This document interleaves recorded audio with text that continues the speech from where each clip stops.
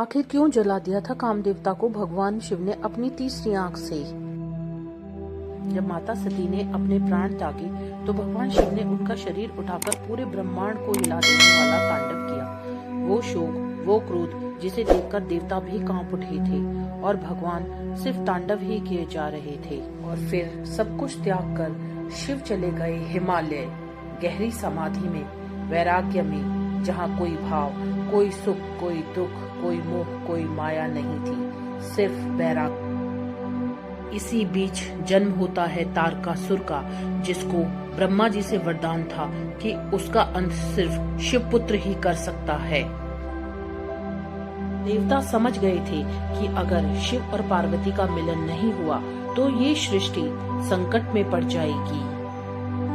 और जन्म हुआ एक दिव्य योद्धा कार्तिकेय का।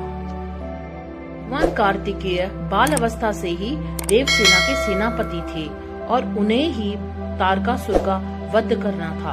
उनके हाथों ही तारकासुर मारा जाना था, लेकिन ये कार्य होगा कैसे? फिर सभी देवताओं ने हाथ जोड़े भगवान कामदेव की, जिन्होंने जाकर समाधिस्थ भगवान शिव पर प्रेम बाण चलाया। और प्रेम बाण लगते ही भगवान शिव अपनी तपस्या से उठ खड़े हुए और उनका तीसरा नेत्र अपने आप खुल गया। उन्होंने अपने तीसरे नेत्र से भगवान कामदेव को वहीं भस्म कर दिया। भगवान कामदेव वहीं जलकर पूरा राख हो गए। यह सब देखकर माता रति, जो कामदेव की पत्नी थी, बहुत दुखी हुई और नीलांचल पर्वत पर जाकर भगवान शंकर की आराधना करने लगी, भगवान शंकर की तपस्या करने लगी।